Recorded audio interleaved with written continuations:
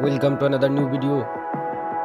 In this video, you will see how to fix CapCut no internet connection. Please follow complete the process.